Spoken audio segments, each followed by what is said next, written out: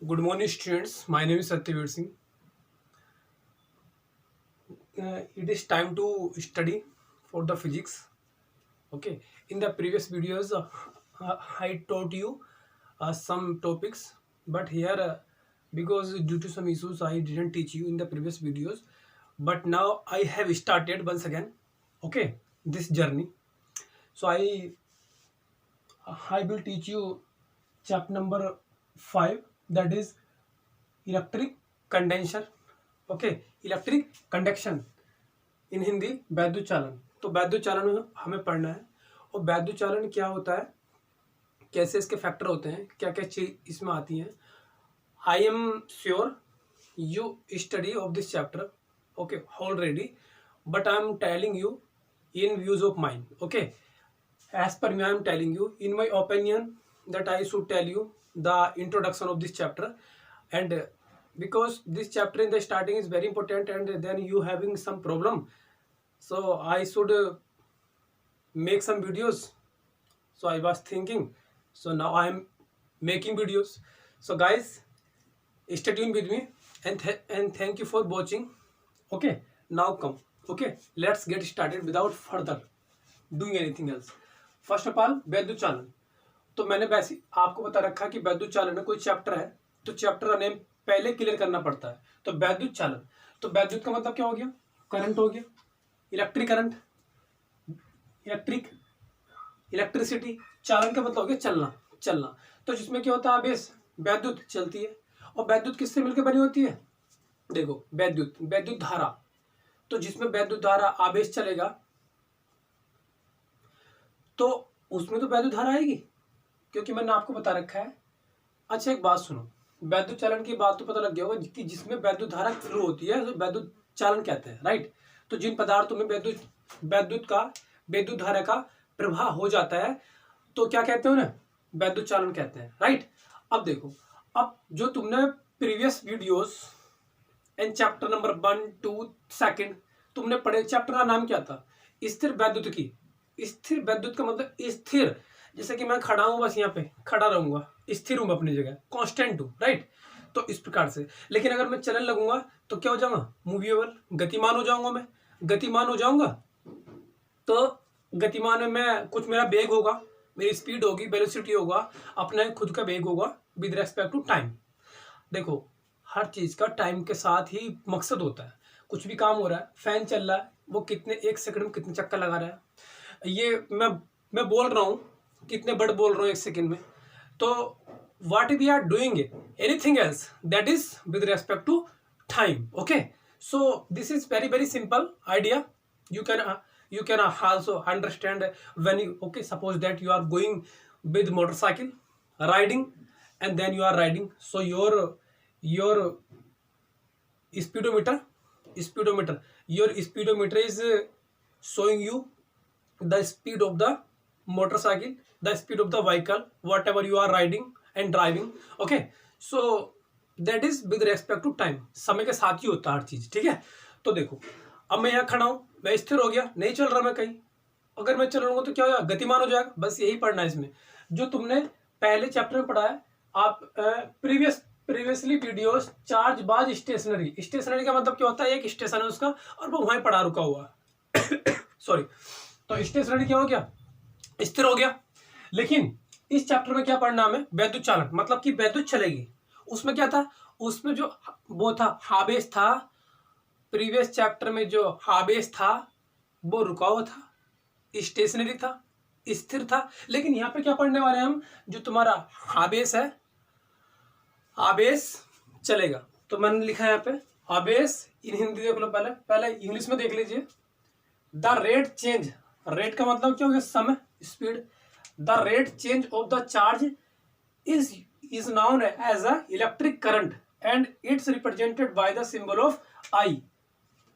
जो वैद्युत धारा होती है किससे रिप्रेजेंट करते हैं, आई से करते हैं. Its unit in SI system international, इसकी जो मात्रक होता है वो क्या होता है, एम्पियर होता है, एम्पियर. और एक मात्रक और होता है जिससे फॉर्मूला से निकाल लेते हैं. मैंने बताया था आपको कि किसी भी भौतिक राशि के मात्रक एक से ज्यादा हो सकते हैं, चाहे वो भौतिक राशि हो या रासायनिक राशि हो. राशि का मतलब कोई भी क्वांटिटी, जैसे धारा है, प्रतिरोध हो गया, कैपेसिटर हो गया, रेजिस्टेंस हो गया, काफी सारी चीजें हैं, ठीक है। तो इनके जो मात्रक है वो चेंज होती रहेंगी, राइट।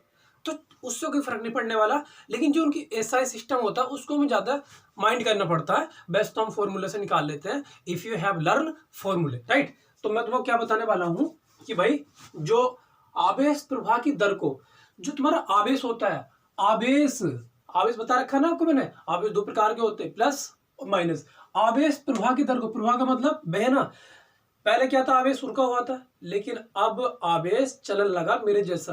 अब एक काम करो, पहले ट्रेन क्या खड़ी थी स्टेशन पे, तो स्टेशनरी हो गया, रुकी क्यों खड़ी थी, तो उस टाइम कोई भी उसमें कोई वेग नहीं है, लेकिन जब वो चल पड़ी तो उसको हम कहेंगे गतिमान, गतिमान होगी वो ट्रेन, चल पड़ी।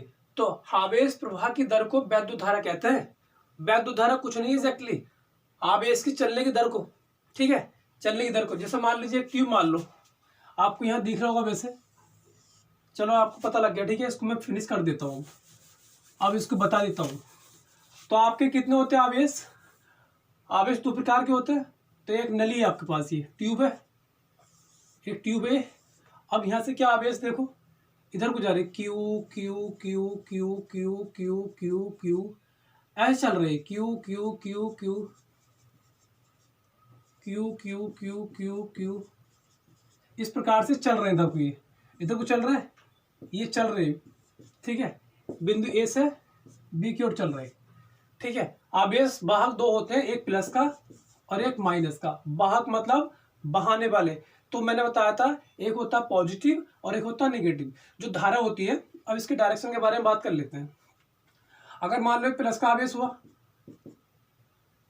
चलो तो पता लग गया कि जो आवेश है चल रहे किसी ट्यूब में, किसी पाइप में, किसी भी चीज में चल रहे हैं, तो वो क्या होंगे, आवेश। और मैं वैद्युत धारा, जैसे पानी चलता तो पानी की धारा हो गई, और यहाँ के चल रहे आवेश, तो आवेश की धारा को वैद्युत धारा कहते हैं, बस इतनी बात है। और ये समय के साथ है तो बोल दिया आवेश प्रवाह की दर को वैद्युत धारा कहते हैं, क्लियर। अब देखो एक बात समझ लो, अब इसके डायरेक्शन के बारे में बात कर लेते हैं। मैंने आपको बताया था कि जो आवेश वाहक होते हैं, ये मैं लिख रखा है यहाँ पे, आवेश वाहक जो आवेश को चलाते हैं। आवेश वाहक क्या होते हैं, इलेक्ट्रॉन होते हैं, ठीक है, इलेक्ट्रॉन होते हैं।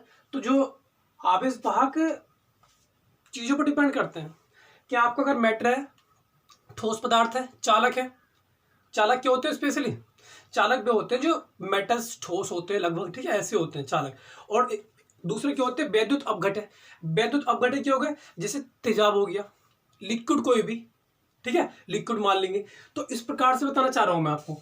तो जैसे कि आवेश वाहक की बात करते हैं, तो चालक हो गए, तो चालक में कौन भागते हैं आवेश को, इलेक्ट्रॉन, फ्री इलेक्ट्रॉन। ये बात बहुत बार बता चुका हूं, लेकिन फिर बता रहा हूं। चालक में कौन फ्लो करते हैं आवेश को, आवेश वाहक, यानी कि कौन लाते करंट, फ्री इलेक्ट्रॉन। लेकिन जो वैद्युत अपघटय होते हैं, वैद्युत अपघटय क्या होते हैं, वैद्युत अपघटय सामान्यतः क्या होते हैं, लिक्विड होते हैं, द्रव अवस्था में होते हैं। और इनमें क्या होते हैं, इनमें जो तुम्हारे आवेश वाहक होते हैं वो दोनों होते हैं, प्लस भी और माइनस भी, इसमें दोनों चलते हैं। लेकिन चालकों में केवल इलेक्ट्रॉन चलते हैं, ध्यान रखने से बात का, चालकों में केवल इलेक्ट्रॉन चलते हैं, प्लस नहीं चलते, वो फिक्स रहते हैं, करेक्ट। लेकिन वैद्युत अपघटय में क्या होते हैं, प्लस और माइनस दोनों मूव करते हैं, ठीक है। तो ये हो गए इनमें। तो वैद्युत अपघटय, अपघटय की बात बता दी मैंने आपको केमिस्ट्री में। तो वैद्युत अपघटय में धनात्मक और ऋणात्मक आयन क्या होते हैं, आवेश वाहक का कार्य करते हैं, जबकि चालक में क्या होते हैं, फ्री इलेक्ट्रॉन करते हैं, ठीक है। अब डायरेक्शन की बात कर लेते हैं।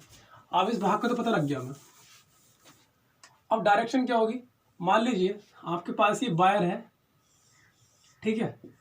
अब यहाँ से जो ना, यहाँ से आपको करंट भेजनी इधर को, ऐसे plus plus plus plus plus. आवेश अगर छोड़ो, सॉरी, ये आपके पास क्या है, इलेक्ट्रॉन है, इलेक्ट्रॉन है ये, इलेक्ट्रॉन को डॉट से शो करते हैं स्पेशली। अब आपको पता है कि जो तुम्हारे फ्री इलेक्ट्रॉन होते हैं, ये पाई एक क्या सिरा ए है, चलो एक्स मान लो, एक्स, और ये बाई, ये एक क्या है ये? अनुप्रस्थ अनुप्रस्थ अनुप्रस्थ काट के क्षेत्रफल वाली एक समान अनुप्रस्थ काट का मतलब जानते हो आप? एक समान का मतलब ये हर जगह क्या है, इसकी लंबाई मोटाई सेम है। ऐसा नहीं कि कहीं मोटी है कहीं पतली है, तो उसे बोलते हैं हम एक समान अनुप्रस्थ। अनुप्रस्थ मतलब देखो, ऐसा नहीं कि ये ऊपर हो रही फिर ऐसे, नो, ऐसा कुछ नहीं है, इकसार है। जैसे ये मार्कर है, ये अनुप्रस्थ काट का क्षेत्रफल शो कर रहा, लेकिन यहाँ तक, फिर इसके नीचे थोड़ा हो जाएगा, उसके बीच में थोड़ा कम हो रहा है, ठीक है। तो ये वाला अनुप्रस्थ काट का क्षेत्रफल इसमें एक समान है, राइट। तो अब ये पता लग गया। अब ये इलेक्ट्रॉन क्या हो रहा है, इधर को फ्लो हो रहा है, किधर को, इधर को फ्लो हो रहा है। ध्यान रखना, इनको इलेक्ट्रॉन भी तुम लिख सकते हो ऐसे, ई बना सकते हो, इलेक्ट्रॉन का साइन ये, ठीक है। इलेक्ट्रॉन चल रहे इधर को, तो इसके जस्ट विपरीत दिशा में अगर इलेक्ट्रॉन इधर को चल रहे हैं तो धारा चलेगी इधर को, स्मॉल आई। तो इससे ये बात पता लग गई कि वैद्युत धारा की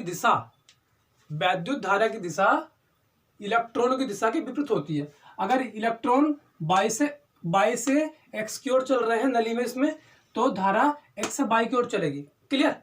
अब ठीक है, अब तुम सोचोगे तो प्लस का क्या हुआ, ठीक है, प्लस बताता हूं।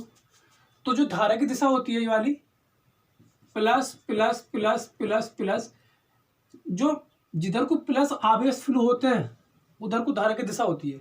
यानी कि प्लस और धारा की दिशा क्या होती है, सेम होती है। यानी कि धारा प्लस की ओर से चलती है, लेकिन जो इलेक्ट्रॉन होते हैं वो धारा और जो ये धारा और प्लस के आवेश से क्या होते हैं, विपरीत होते हैं। आप समझ गए होंगे इस बात को, ठीक है। चलो ठीक है, अब आती है बात, ठीक है, आपने ये बात समझ ली होगी, बात क्या है। अब एक काम कर लेते हैं, जो तुम्हारी इलेक्ट्रिक करंट होता है, वैद्युत धारा मतलब, तो ये दो प्रकार का होता है। एक तो होता है अल्टरनेटिंग करंट, और एक होता है डायरेक्ट करंट।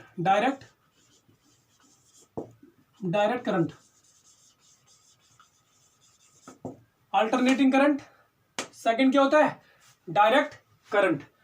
तो अल्टरनेटिंग करंट और डायरेक्ट करंट में क्या अंतर है? अल्टरनेटिंग करंट क्या होता है, इसको शॉर्ट में AC लिख देते हैं, AC, इसको लिख देते हैं DC।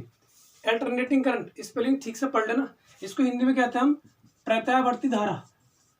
ध्यान कर लेना, आगे जो चैप्टर है, second last chapter of the physics part 1, बड़ा इंपॉर्टेंट चैप्टर, सबसे बड़ा है, पूरा एक चैप्टर बनेगा आगे जाके। और एक है दिष्ट धारा, ठीक है। अब इसके बाद में क्या आता है, प्रतिवर्ती धारा आ गई। अब प्रतिवर्ती धारा परिपथ किन्हें कहते हैं, परिपथ का मैंने आपको बता रखा है क्या परिपथ क्या होते हैं। तो परिपथ वे होते हैं जो परिपूर्ण होते हैं, जिनमें क्या होते हैं, कंडक्टर भी लगे होते हैं और रेजिस्टेंस कुंजी लगी होती है। जैसे मैं काम करता हूँ आपके लिए, एक परिपथ बनाकर दिखा देता हूँ, ठीक है। सबसे पहले ये एक चीज है, ये रेजिस्टेंस हो गया, ये कैपेसिटर हो गया, और इसके बाद में मैंने देखो ये कैपेसिटर है, ठीक है। कैपेसिटर क्या होता है, संधारित्र, जिसके दो बराबर क्या होती है, तो समांतर प्लेट होती है। एक भी छोटा बड़ा मत करते हैं, वरना सेल का साइन बन जाएगा। जैसे मैं सेल बनाता हूँ, देखो ये एक बड़ा बनाते हैं एक छोटा बनाते हैं। बड़ा वाला जो टर्मिनल है, bigger terminal is positive and small terminal is negative. अब साथ साथ में एक वो भी होता है इसमें लोक कुंजी, क्योंकि इसे कहते हैं सर्किट। आपका टीवी, आपका मोबाइल, आपके पास जो भी इलेक्ट्रॉनिक गैजेट है ना, वो सब क्या है, सर्किट कहलाते हैं। और सर्किट को हम कहते हैं हिंदी में परिपथ। अब दोबारा मत इसको मालूम करना कि परिपथ क्या होता है। तो परिपथ एक क्या होता है, ऐसा निकाय जिसमें वैद्युत धारा फ्लो होती है, और चाहे वो AC हो या DC हो। अगर हो रही AC तो जिसमें प्रतिवर्ती धारा, देखो जिसमें हो रही AC तो उसको हम कह देंगे अल्टरनेटिव करंट सर्किट, और जिसमें हो रही है DC उसे कह देंगे हम डायरेक्ट करंट सर्किट। इन हिंदी प्रतिवर्ती धारा परिपथ, वे परिपथ जिनमें प्रतिवर्ती धारा बहती है, प्रतिवर्ती धारा परिपथ कहलाते हैं। और वे परिपथ जिनमें दिष्ट धारा बहती है तो उन्हें कहते हैं हम दिष्ट धारा परिपथ। अब इस बात को नहीं पढ़ने वाला, केवल मेरा मतलब ये था कि फुल फॉर्म बता दूं। और जो तुम्हारा ये सर्किट है इसमें ये क्या लोक है, लोक, इस लोक के द्वारा मैंने बता रखा कि आपको उल्टा होता है यहाँ पे कि अगर इसकी बात करें कि खुल गया, कहीं कहीं किताब में ऐसे मिल जाता है ऐसा करके, इसका मतलब भी लोक ही होता है, ठीक है। लेकिन तुम समझ रहे दोनों को। तो अगर ऐसा है ये, अगर ऐसा है तो ये ओपन मतलब करंट नहीं आएगा, बिंदा लगा दिया इसमें तो ये हो गया क्लोज मतलब टच हो गया अभी। लेकिन इससे आसान ये तरीका है समझने का, ये स्टैम्प क्या ओपन है, लेकिन जब ये स्टैम्प ओपन है तो ये करंट आएगा इसमें, नहीं आएगा। तो ये क्या स्टैम्प ऑफ है, ओ से ओपन ओ से ऑफ। अगर मैं टच कर दूं इसे ऐसे, क्या हो गया क्लोज, तो ये हो गया ऑन, तो करंट फ्लो हो जाएगा, ठीक है। तो इस प्रकार से सर्किट कहलाएगा। तो जिस सर्किट में एसी आ गई तो अल्टरनेटिव करंट सर्किट, जिसमें आ गई डीसी तो डायरेक्ट करंट सर्किट, ठीक है। डायरेक्शन पॉजिटिव होगी, ठीक है, ध्यान रखने की बात का। अब करंट की बात कर रहे थे, उसके बारे में मैंने बता दिया, टाइप बता दिए इसके। अब एक काम करते हैं, दो प्रकार की धारा होती हैं, एक होती है स्टेशनरी, स्टेशनरी करंट,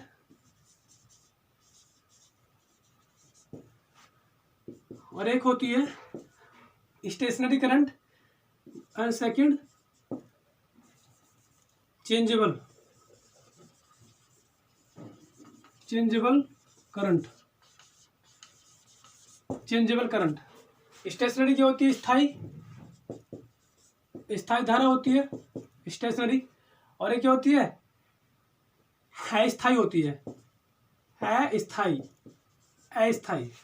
स्थायी धारा और अस्थाई धारा। अब ये क्या होती है स्थायी अस्थाई, चलो इसके बारे में बात कर लेते हैं। स्थायी वो होती है, आपको फॉर्मूला और बता देता हूं मैं, इसको बाद में डिफाइन करते हैं। पहले वैद्युत धारा का फॉर्मूला क्या होता है, उसे कहते हैं मैथमेटिकली अप्रोच।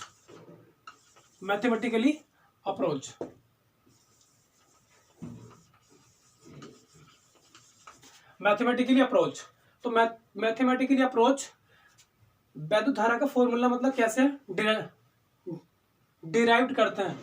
तो ये तो हो गया आवेश, जो एक चालक, वो मान लिया आपने इसमें आवेश फ्लो हो रहा है, क्या क्यू आवेश प्लस का इधर को, तो धारा हो गई है। इसका अपोजिट में क्या होंगे, इलेक्ट्रॉन फ्लो होंगे। आवेश समय के साथ क्या कहलाती है, धारा कहलाती है। आई बड़ा ही बना दो छोटा ही बना दो कोई फर्क नहीं पड़ रहा। तो क्यू अपॉन टी क्या होता है, वैद्युत धारा कहलाता है। और तुम ऐसे बता सकते हो एकांक समय में, एकांक का मतलब एक है, एकांक समय में किसी चालक में से जितने आवेश फ्लो होता है, प्रवाहित होता है, उसे धारा कहते हैं। मैंने बताया था ना एकांक समय में क्यू अपॉन टी।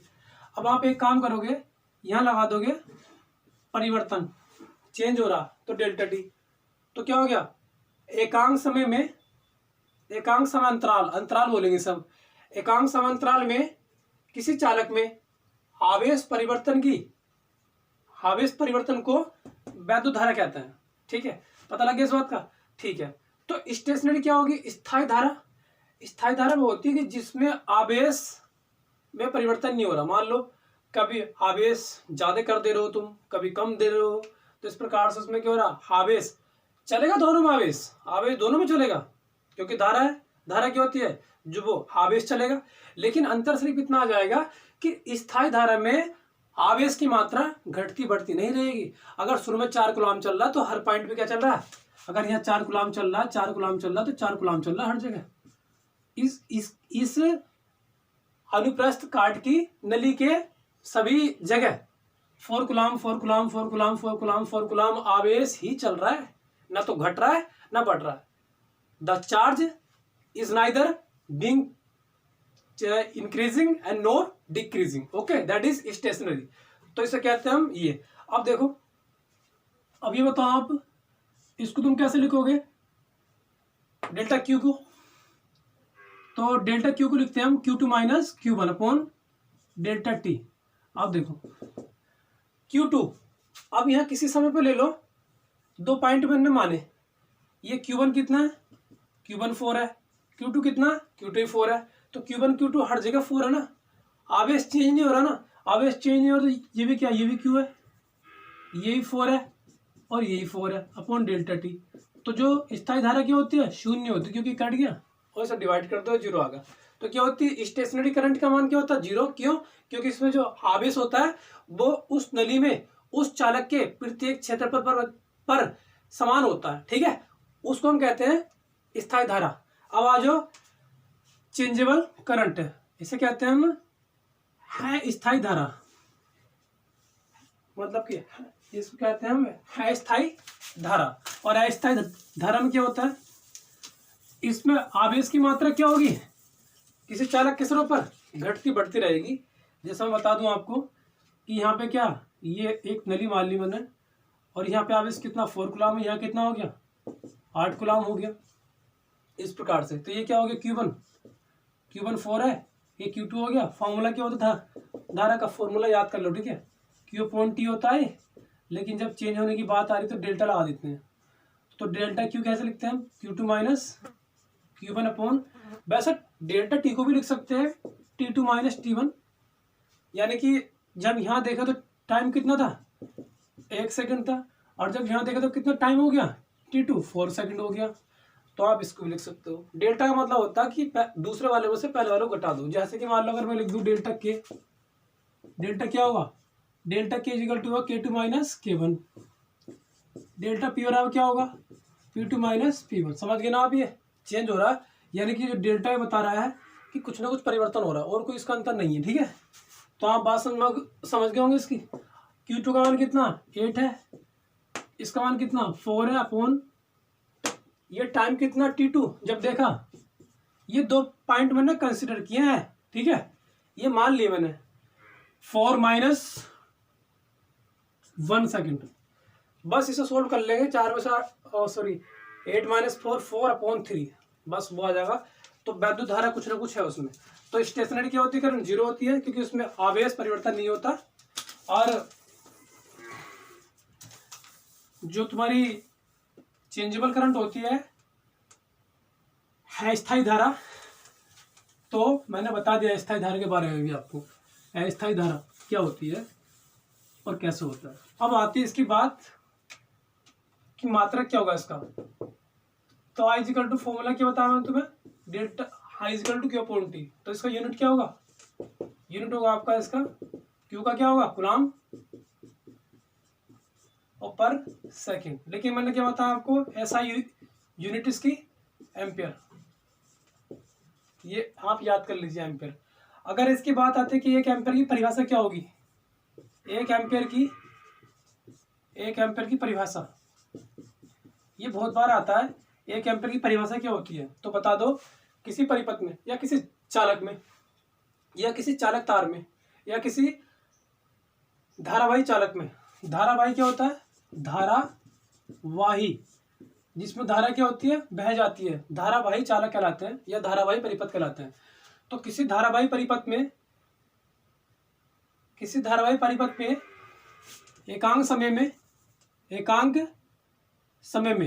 एकांक का मतलब क्या होगी, एकांक समय में एकांक आवेश फ्लो होता है। ये कंडीशन आप ध्यान रखोगे।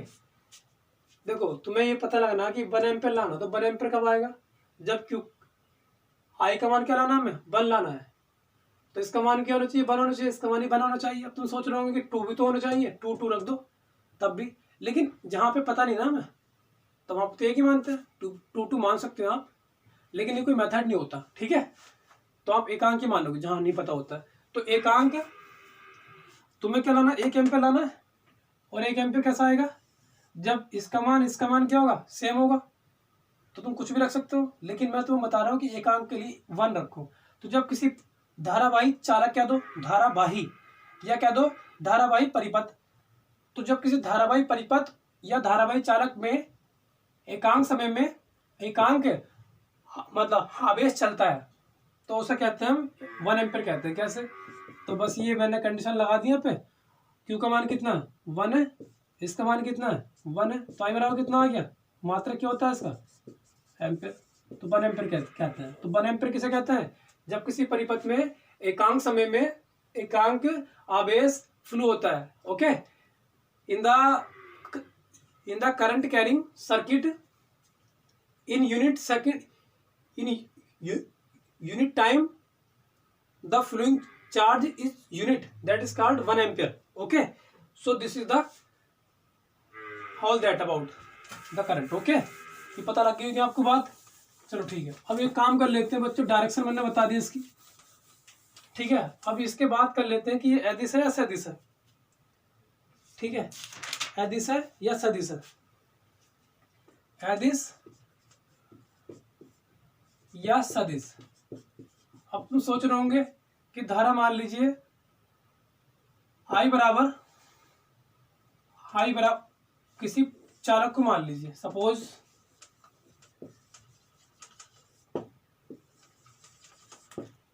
सपोजिंग दैट, क्या सपोजिंग दैट कर रहा हूं मैं तुम्हारे लिए, कि कोई चालक है, ये है तार है, इसमें कितना आवेश फ्लो हो रहा है? 8 कूलाम चल रहा है इसमें आवेश, और टाइम कितना लग रहा है उसे? 4 सेकंड लग रहा है इस सिरे से एक्स रे से वाई सिरे तक आने में। तो फिर इसकी धारा कितनी होगी? तो लगा दो आई बराबर कितना, क्यू पॉइंट टी, और आई क्यू का मान कितना 8 है, टी का मान कितना 4 है, 4 2 सा 8, आई इक्वल टू कितना आ गया 2 एम्पेयर आ गया, 2 एम्पेयर आ गया। अभी 2 एम्पेयर आ गया देखो, तो इसका मतलब क्या हुआ कि जो इसमें धारा बह रही है वो कितने एम्पेयर की बह रही है? 2 एम्पेयर की बह रही है। अब तुम्हें ये पता लग गया कि इसका ये क्या आ गया, इसका परिमाण भी आ गया। परिमाण का मतलब क्या होता है? वैल्यू, मान, ठीक है। और साथ साथ में क्या, डायरेक्शन, अगर ये प्लस का आवेश है तो किधर को जाएगा? धारा की दिशा कहाँ को होगी? प्लस की ओर को, क्योंकि प्लस की ओर को धारा की दिशा होती है, और जबकि इलेक्ट्रॉन की दिशा क्या होती है? धारा के अपोजिट होती है। यानी कि धारा इधर को आएगी आई, और इसके विपरीत दिशा में क्या होंगे? इधर को, नीचे को, मतलब ऐसे इधर को आएंगे हमारे फ्री इलेक्ट्रॉन। पता लग गया आपको इस बात का? तो इस बात से आपको क्या पता लग रहा है कि भाई जो वैद्युत धारा होती है उसमें परिमाण भी होता है, मतलब वैल्यू भी होती है उसकी, और साथ साथ में डायरेक्शन का भी रपड़ा है कि डायरेक्शन भी है, क्योंकि डायरेक्शन इधर को है, इलेक्ट्रॉनों के जस्ट अपोजिट। तो फिर ये सदिश हुई है अदिश हुई? तो बच्चों इसमें जो है ये अपवाद है, ये सदिश होनी चाहिए, क्योंकि यहाँ पे क्या परिमाण भी है और प्लस दिशा भी है, फिर भी ये सदिश नहीं है, ये क्या है? अदिश है। तो वैद्युत धारा एक कैसी राशि है? वैद्युत धारा अदिश भौतिक राशि है। अदिश के बारे में क्यों बता रहा हूँ फिर ऐसे? जब ये परिमाण भी आ गया इसमें और डायरेक्शन भी हो गई, इलेक्ट्रॉनों की दिशा के अपोजिट डायरेक्शन में धारा बहती है, यानी कि प्लस आवेश की दिशा की ओर। तो फिर ऐसा क्यों हो रहा है? तो इसका रीजन है, इसका रीजन क्या है? इसको हम डिफाइन कर सकते हैं बच्चों, डिफाइन कर सकते हैं कि भाई एक तार ले लिया मैंने, ये तार हो गया पहला, ये तार हो गया दूसरा। इस बात को ठीक से समझ लेना, ठीक है। इससे पहले मैं आपको बता देता हूँ, 2 प्रकार के जोड़ होते हैं। जोड़ का मतलब योग होते हैं। एक तो होता है बीज गणितीय, और एक क्या होता है? सदिश योग।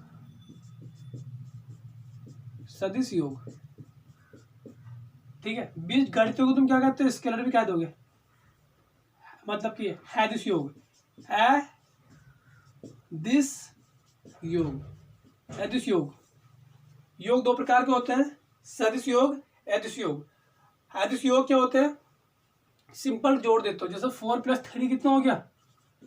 7 हो गया। 100 + 200 इक्वल टू कितना हो गया? 300। बट जो तुम्हारे सदिश होते हैं इनमें ऐसे नहीं जोड़ते हैं, इनमें स्क्वायरिंग करते हैं और एडिंग करते हैं। कैसे?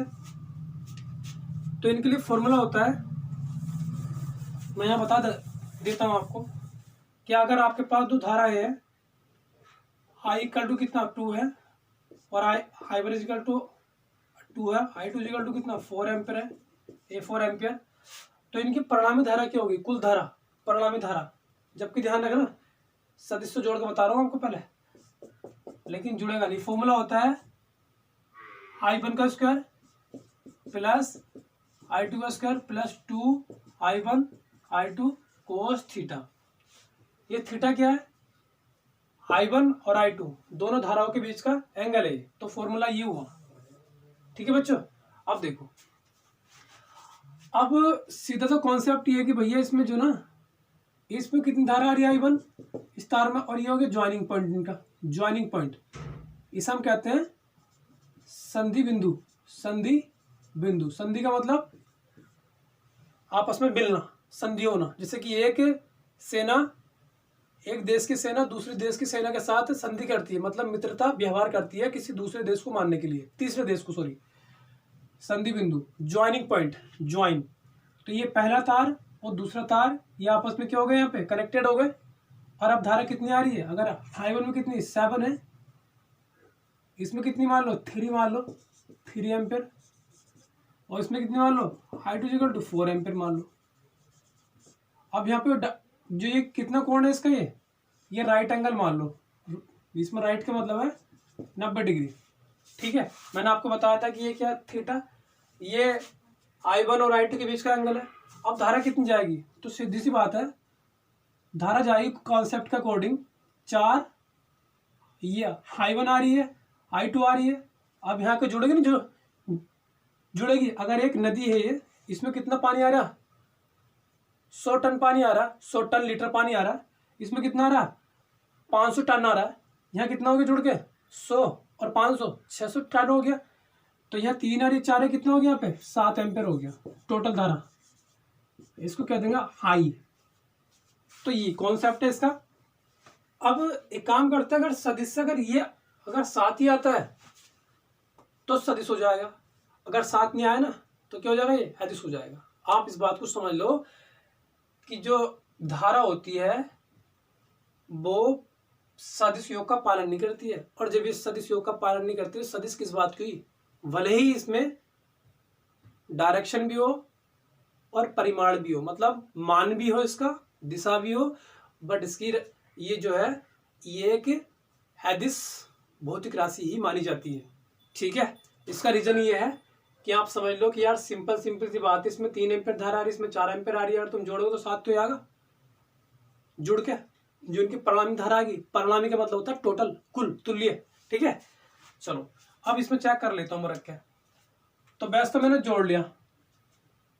अदिश योग क्या आ गया इसका, अदिश योग, अदिश योग को सिंपल जोड़ देते हैं।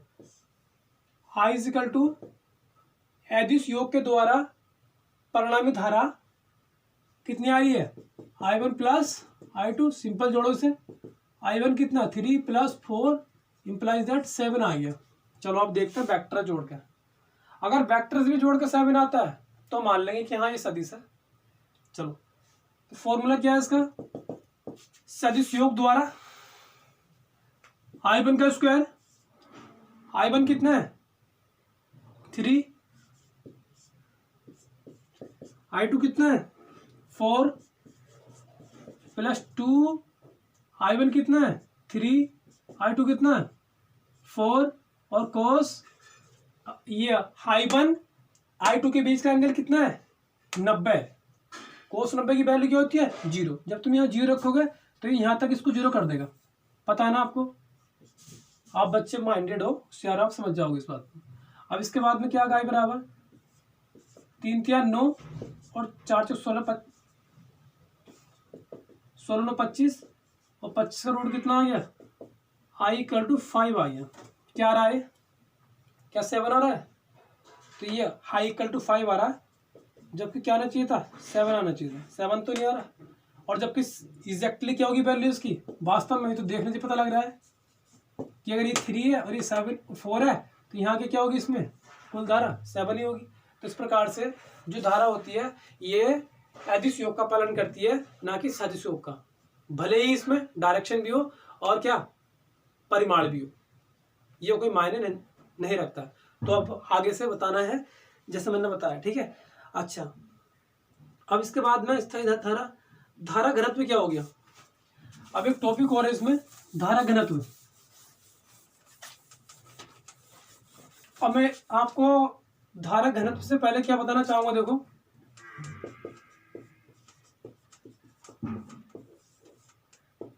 धारा घनत्व से पहले, धारा का मतलब हो गया करंट, घनत्व का मतलब क्या हो गया डेंसिटी। तो मैं इसको बताने से पहले आपको एक चीज बताना चाहता हूं ताकि आपको एकदम समझ में आ जाएगा। जनसंख्या घनत्व, इसे कहते हैं population, population density, population density. ठीक है बच्चों। तो जनसंख्या घनत्व क्या होती है, जहां जनसंख्या ज्यादा रहती है, एक कोई भी एक वर्ग किलोमीटर में सॉरी, एक वर्ग किलोमीटर में जितने आदमी रहते हैं, मैं कई बार बताता हूं आपको, दिल्ली वाला एग्जांपल कई बार देता हूं कि दिल्ली में जो ना एक वर्ग किलोमीटर के अंदर, अरे 1 किलोमीटर मान लो ना, एकांक तो मानोगे हर जगह, या ऐसा मानोगे कि वहां जन कितने किलोमीटर, 1 किलोमीटर मान के करते हैं गणना। ठीक है, ध्यान रखना, एकांक 1 वर्ग किलोमीटर में, चूंकि क्षेत्रफल क्या होता है मात्रक स्क्वायर होता है, तो 1 वर्ग किलोमीटर में दिल्ली में कितना आदमी रहते हैं, ये रहते हैं 800 आदमी रहते हैं, 800 आदमी रहते हैं। ठीक है, 800 आदमी रहते हैं 1 वर्ग किलोमीटर में। जबकि यूपी में क्या है, यूपी में 400 आदमी 1 वर्ग किलोमीटर में रहते हैं। तो जनसंख्या घनत्व कहाँ, मतलब कहाँ का ज्यादा हो, घनत्व का मतलब घन के जहाँ ज्यादा है, दिल्ली में है।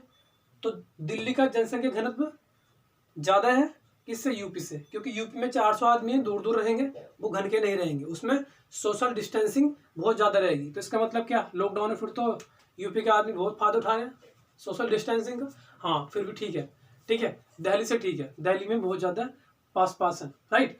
तो पता लग गया आपको इस बात का, ठीक है। अब देखो, अब आता धारा घनत्व। तो धारा घनत्व, जैसे ये जनसंख्या है, अब यहाँ पे क्या धारा है। अब जब धारा है तो धारा में क्या होते हैं, जैसे जनसंख्या में क्या होते हैं, पीपल होते हैं, आदमी होते हैं, पीपल। यहाँ क्या होते हैं, चार्ज होते हैं, आवेश, क्योंकि धारा किससे मिलकर बनती है, आवेश से।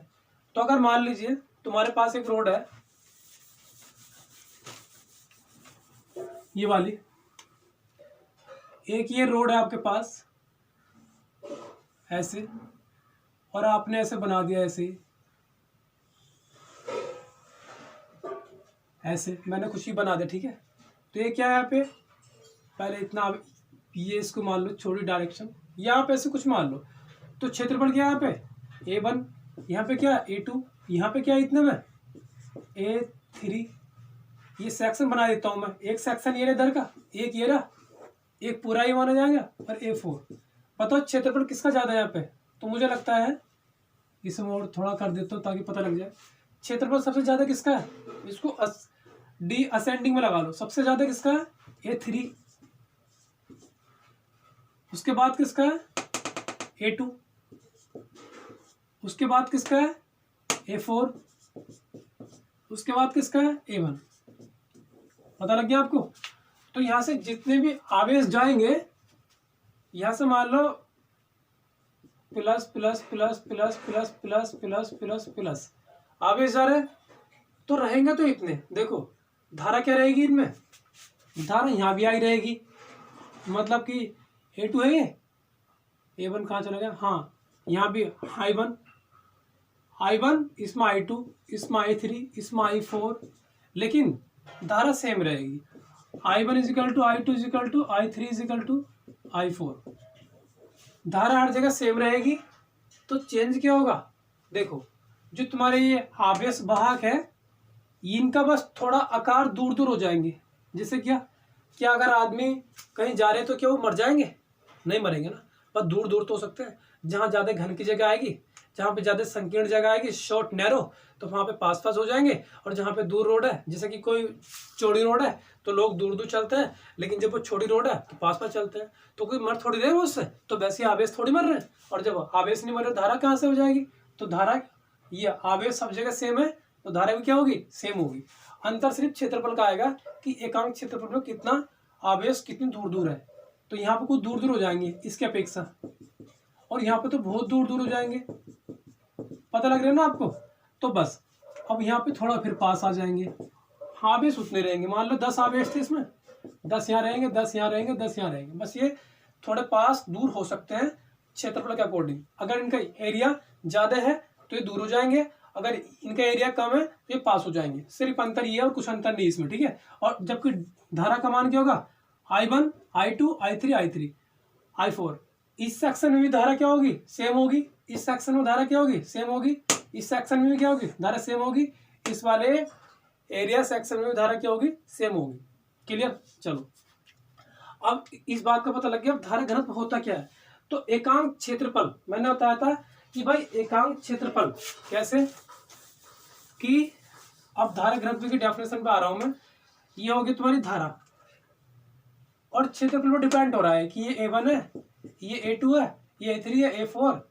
4 सेक्शंस मान रखे मैंने। तो यहाँ पे क्या माना मैंने, A1, फिर क्या माना मैंने, A2, फिर क्या माना मैंने, A3, और यहाँ पे क्या I, फिर क्या माना मैंने, A4, और ये क्या मानो I। तो यहाँ पे धारा घनत्व को शो करते हैं हम J से। J1 हो गया, ये क्या हो गया, J2 हो गया, और यहाँ पे क्या आ गया, J3 इजिकल टू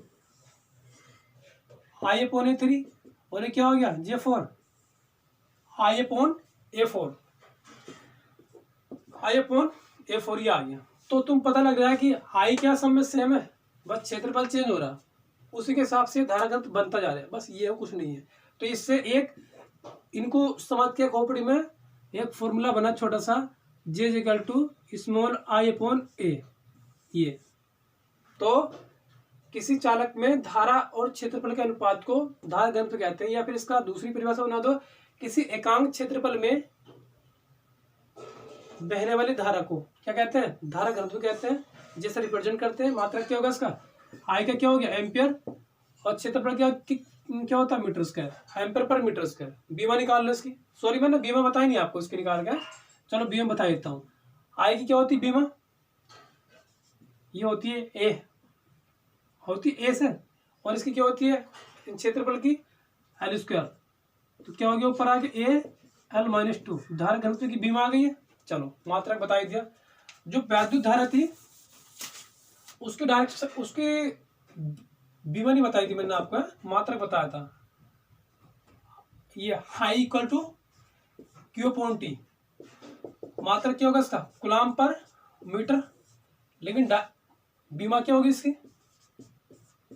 बीमा होगी Q की क्या होती है बीमा AT, समय क्या है T है, तो इसकी T होगी। अब T से T कैंसिल हो गया, क्या बचा, A बचा। तो ये बीमा क्या होती है इसकी, धारा की होती है A होती है।